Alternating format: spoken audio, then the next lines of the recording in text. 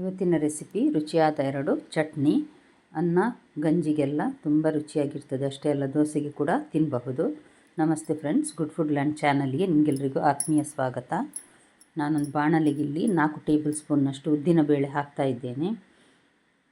ಇಡೀ ಉದ್ದು ಇದ್ದರೆ ಅದನ್ನು ಸಹ ಹಾಕ್ಕೊಳ್ಬಹುದು. ಒಂದು 4 ಟೇಬಲ್ ಸ್ಪೂನ್ನಷ್ಟು ಬೇಕಾಗ್ತದೆ. ಅಂದರೆ ಸಾಧಾರಣ ಒಂದು ಹಿಡಿ ಅಂತ ಹೇಳ್ಬೋದು ಕೈಯಲ್ಲಿ ಹಿಡಿಯುವುದಾದರೆ. ಇದನ್ನು ನಾನು ಒಳ್ಳೆ ಕ್ರಿಸ್ಪ್ ಆಗೋವರೆಗೆ, ಅಂದರೆ ಪರಿಮಳ ಬರೋವರೆಗೆ ಹುರಿದಿದ್ದೇನೆ. ಮತ್ತು 1 ಕಪ್, ದೊಡ್ಡ ಕಪ್ಪಲ್ಲಿ ನಾನಿಲ್ಲಿ ಫ್ರೆಶ್ ತೆಂಗಿನ ತುರಿ ತೆಗೆದುಕೊಂಡಿದ್ದೇನೆ. 2 ಉದ್ದ ಬ್ಯಾಡಗಿ ಮೆಣಸನ್ನು ಹಾಕಿದ್ದೇನೆ. ಖಾರ ಜಾಸ್ತಿ ಬೇಕನ್ನಿಸಿದ್ರೆ ಹಾಕ್ಕೊಳ್ಬಹುದು. ಬಣ್ಣ ಸಹ ಚೆನ್ನಾಗಿ ಬರ್ತದೆ ಇದರಲ್ಲಿ. ಉಪ್ಪು ಮತ್ತು ಸ್ವಲ್ಪ ಹುಳಿ ಮತ್ತು ಹುರಿದ ಉದ್ದಿನಬೇಳೆ. ಇದನ್ನೊಂದು ಸಲ ನಾನು ಮೊದಲು ರುಬ್ಬಿ ನಂತರ ಈಗ ಸ್ವಲ್ಪ ನೀರು ಹಾಕಿ ರುಬ್ಬಿದೆ. ಇದು ಸ್ವಲ್ಪ ಗಟ್ಟಿಯಾಗಿರಬೇಕು, ತೆಳುವಾಗಿರಬಾರ್ದು ಈ ಚಟ್ನಿ. ಇದಕ್ಕೊಂದು ಒಗ್ಗರಣೆ ಕೊಡುವ. ಮತ್ತು ತುಂಬ ನುಣ್ಣಗೆ ಸಹ ರುಬ್ಬಬಾರ್ದು, ಇದು ಸ್ವಲ್ಪ ತರಿ ಇರಬೇಕು.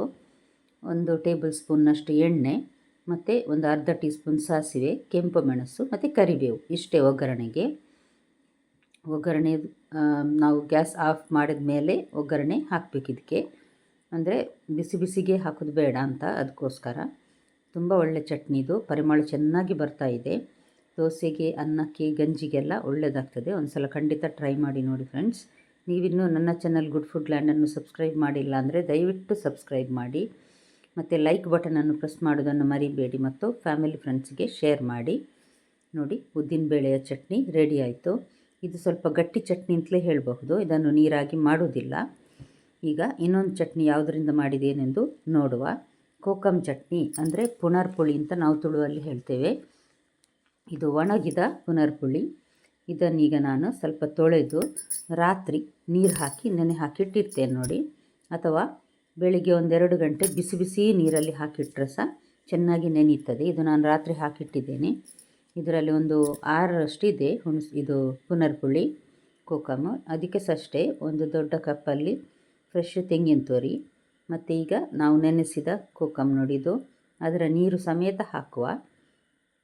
ನೀರನ್ನು ಚೆಲ್ಲುವುದು ಬೇಡ. ಇದರಲ್ಲಿ ಶರ್ಬತ್ ಕೂಡ ಮಾಡ್ತಾರೆ, ಇದು ಆರೋಗ್ಯಕ್ಕೆ ಒಳ್ಳೆಯದು ಅಂತ. ಇದು ನೀರು ಸಹ ಹಾಕಿದ್ದೇನೆ ನಾನು ನೋಡಿ. ಮತ್ತು ಕೆಂಪು ಮೆಣಸು, ಖಾರಕ್ಕೆ ಬೇಕಾದಷ್ಟು ಹಾಕ್ಕೊಳ್ಬಹುದು. ನಾನೊಂದು 3 ಬ್ಯಾಡಗಿ ಮೆಣಸನ್ನು ಹಾಕಿದ್ದೇನೆ. ಇದಕ್ಕೆ ಒಂದು ದೊಡ್ಡ ತುಂಡು ಶುಂಠಿ, ಸಣ್ಣ ಬೇಡ, ಸ್ವಲ್ಪ ದೊಡ್ಡ ತುಂಡು ಶುಂಠಿ ಹಾಕಿದ್ರೇ ಒಳ್ಳೆ ಶುಂಠಿಯ ರುಚಿ ಸಹ ಬರ್ತದೆ. ರುಚಿಗೆ ತಕ್ಕಷ್ಟು ಉಪ್ಪು ಮತ್ತು ಒಂದು ಅರ್ಧ ಚಮಚದಷ್ಟು ಜೀರಿಗೆ ನೋಡಿ, ಒಂದು ಅರ್ಧ ಚಮಚದಷ್ಟು ಸಾಕು ಹಾಕಿ ಇದನ್ನು ಅಷ್ಟೇ ತರಿಯಾಗಿ ರುಬ್ಬಿ ತೆಗಿಬೇಕು. ಜಾಸ್ತಿ ನೀರು ಹಾಕ್ಕೊಳ್ಬಾರ್ದು. ಇದು ಸಹ ಗಟ್ಟಿ ಚಟ್ನಿ. ಈ ಚಟ್ನಿ ಹುಳಿಯಾಗಿ ತುಂಬ ರುಚಿಯಾಗಿರ್ತದೆ. ಇದಕ್ಕೆ ಸಹ ಅಷ್ಟೇ ಒಗ್ಗರಣೆ ಬೇಕಾದರೆ ಹಾಕ್ಕೊಳ್ಬಹುದು, ಇಲ್ಲಾಂದರೆ ಬೇಡಾದರೂ ನಡೀತದೆ. ಇದಕ್ಕೆ ಸಹ 1 ಟೇಬಲ್ ಸ್ಪೂನ್ನಷ್ಟು ಎಣ್ಣೆ, ಕೆಂಪು ಮೆಣಸು, ಕರಿಬೇವು ಹಾಕಿ ಮಿಕ್ಸ್ ಮಾಡಿದ್ದೇನೆ ನಾನು. ನೋಡಿದ್ರಲ್ಲ ಫ್ರೆಂಡ್ಸ್, ಸುಲಭವಾದ ಈ ಚಟ್ನಿ ಖಂಡಿತ ನಿಮ್ಮ ಮನೆಯಲ್ಲೊಮ್ಮೆ ಟ್ರೈ ಮಾಡಿ ನೋಡಿ. ನಾಳೆ ಇನ್ನೊಂದು ಹೊಸ ರೆಸಿಪಿಯೊಂದಿಗೆ ನಿಮ್ಮನ್ನು ಮತ್ತೆ ಭೇಟಿಯಾಗ್ತೇನೆ. ನೋಡಿದ ಎಲ್ಲ ವೀಕ್ಷಕರಿಗೆ ಧನ್ಯವಾದ.